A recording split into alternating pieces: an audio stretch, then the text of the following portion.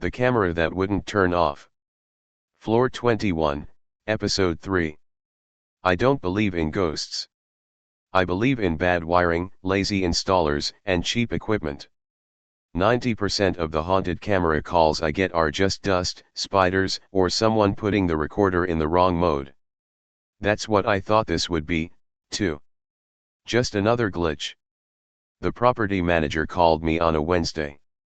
We've got a problem with our CCTV system, he said. One of the cameras is stuck on the wrong floor. The last guy who worked nights quit over it. I just want it fixed. I asked the usual questions. What model? How many cameras? What exactly did wrong floor mean? He hesitated just long enough for me to notice. It's probably nothing, he said. But the feed says it's from a floor we don't have. I laughed.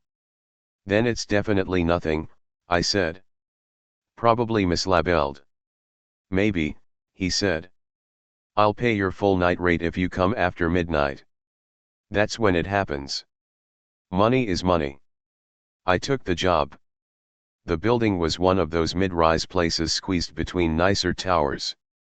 Old bones, new lobby, a polite layer of paint over years of patchwork repairs. I parked my van out front around 11:30 p.m. The lobby was quiet. A bored front desk clerk buzzed me in and pointed me toward the security room. The property manager was waiting there. He looked more tired than his age justified. Suit jacket off, tie loosened, dark circles under his eyes. Thanks for coming, he said. Name's Harris. Ryan, I said. I set my toolkit down and looked around. The security room was small, but packed. A main wall of monitors showed different angles of the building, lobby, entrances, hallways, elevator interiors. In the middle was an aging DVR and a newer network recorder, sharing shelf space like an awkward blended family. What's the issue exactly? I asked. Harris pointed to the top right monitor. On the screen was a hallway I didn't recognize. Long. Too long. Narrower than the others, lit by dim, yellowish ceiling lights. At the top corner of the image, the label read, Camera 21, Floor 21. I checked the list printed on the wall. There were only 20 floors in the building. 8 cameras per floor. None of them should have been labeled 21. Someone named the camera wrong, I said. It's just a text label. We can fix that. He was already shaking his head. We tried, he said. Watch. He sat down at the desk and brought up the camera list. Cam 01, Cam 02, all the way through the normal sequence. There, at the bottom, was Cam 21. He highlighted it. Deleted it. On the monitor, the hallway feed flickered off. For about 3 seconds, the screen went black. Then the label reappeared. Camera 21, Floor 21. And the hallway came back, as if someone had just turned the lights on again. See, he said quietly. It always comes back. I've seen corrupted databases before. I've seen cameras stuck on old frames, repeating the same 3 seconds of footage. So I didn't jump to anything supernatural. I pulled a chair over, logged into the recorder with my own laptop, and started digging. The system said camera 21 didn't exist. There were entries for every camera from 1 to 20 on each floor. Number 21. No extra input. But one of the channels on the recorder was still active. Receiving video. Recording on motion. That was the feed showing the hallway. When I checked its settings, the source field was just a string of nonsense characters. Not a normal IP address. Not an analog input. Just static. How long has this been happening? I asked. A few months, Harris said. Somewhere around when our night guard quit. He rubbed his forehead. He said the elevators were stopping on a floor that wasn't in the blueprints. Said the camera was stuck there.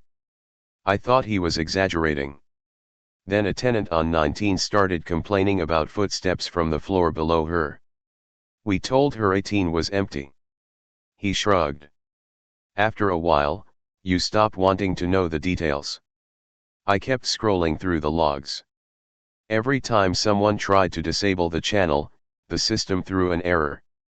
Then, within a minute, it re-enabled itself with the same label, Camera 21.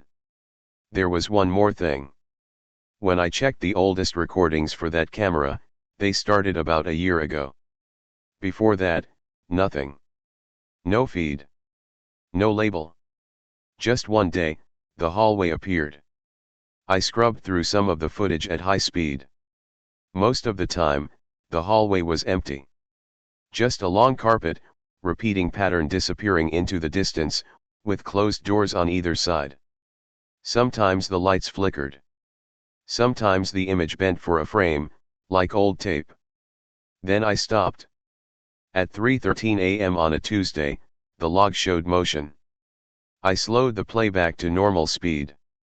A man in a security uniform walked down the center of the hall. Cap, badge, flashlight in hand. He looked tired, but solid. Experienced. Harris leaned over my shoulder and hissed softly through his teeth. "That's Lee," he said. "Our old night guard." "I thought you said he quit," I said. "He did," Harris said. "He doesn't work here anymore. Hasn't for months." On the screen, Lee stopped at one of the doors. He raised his flashlight, shone it at the camera, frowned as if he could almost see us watching. Then he moved out of frame. The motion marker ended. "What floor is this?" I asked. Harris swallowed. "It isn't," he said. "We've never found that hallway. We checked every floor. No match. I wanted to test something. Can you take me to 18? I asked.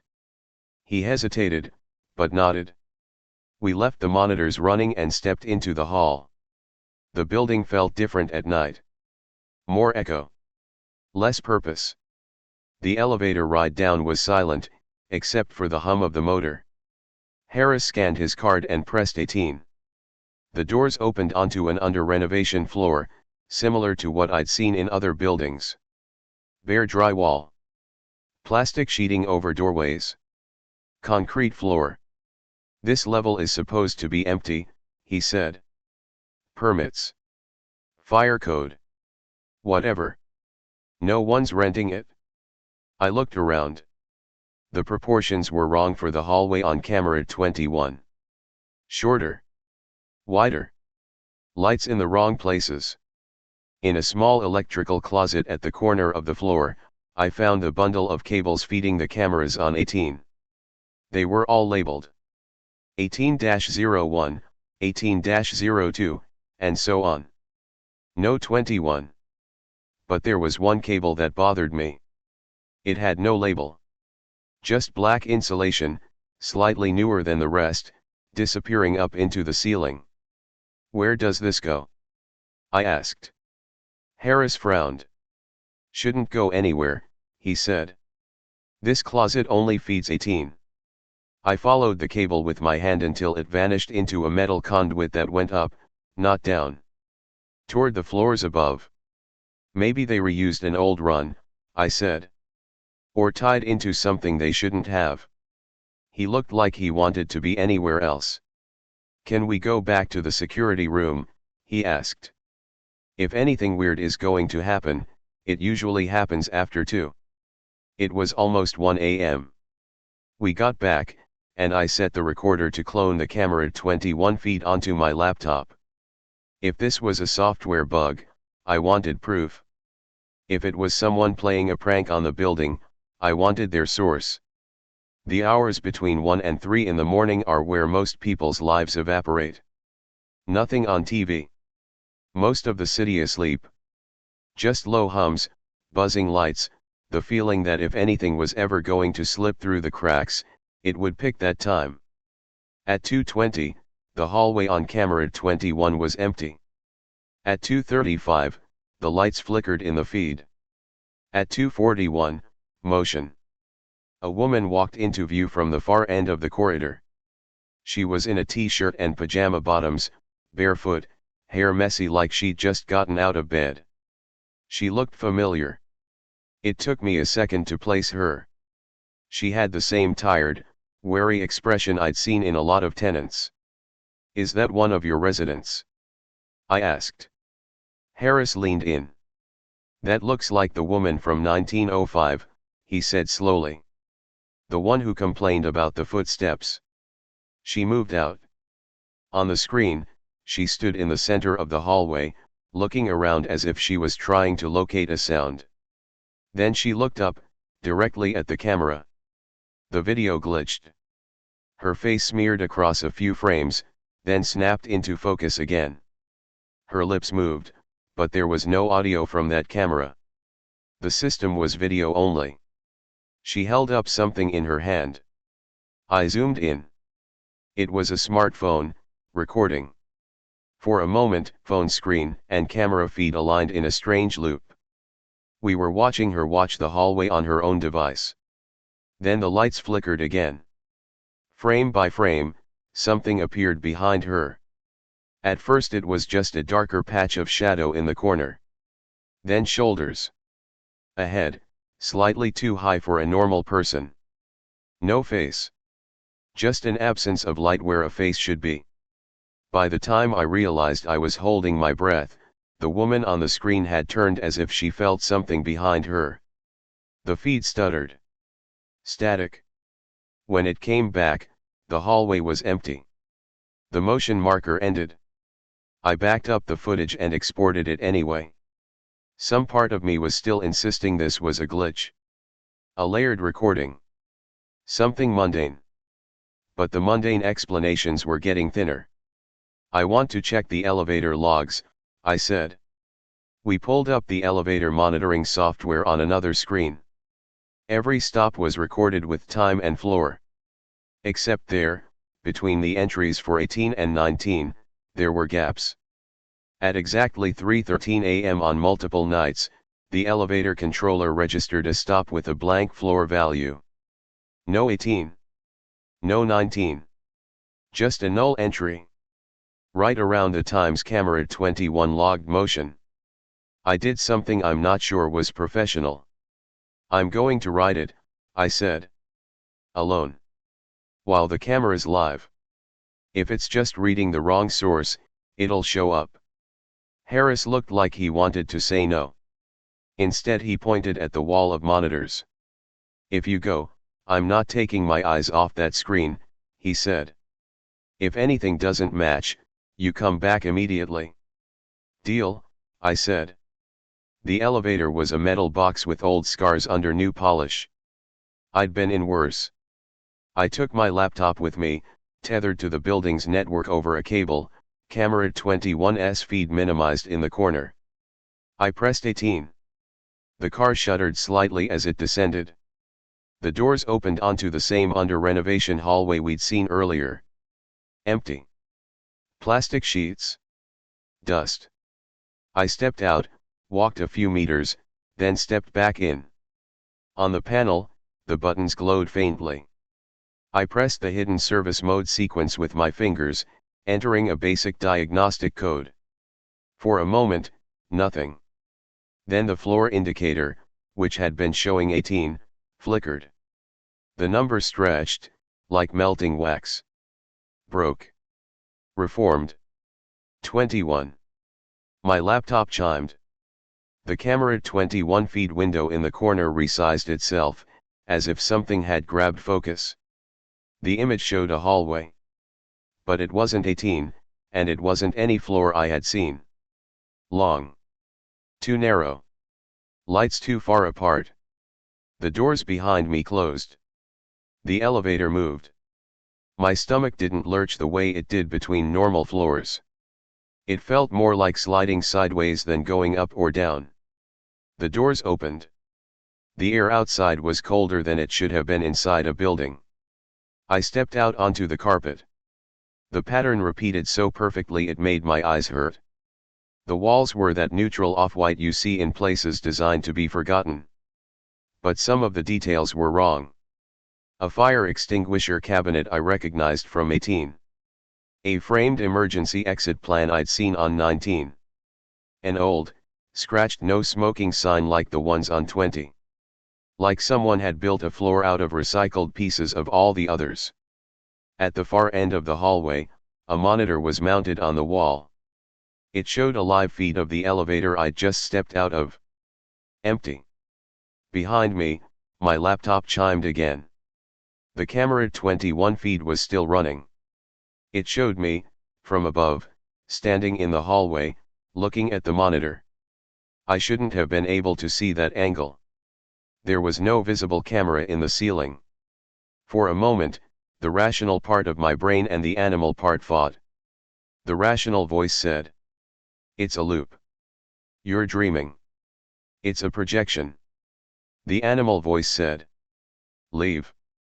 On the wall-mounted monitor, the image flickered. For a second, instead of me, it showed Lee, the night guard, walking cautiously down the same corridor. Another flicker. The woman from 1905, holding her phone. Another flicker. Empty hallway. Then me again. All of us in the same spot. All of us recorded from a camera the system insisted did not exist.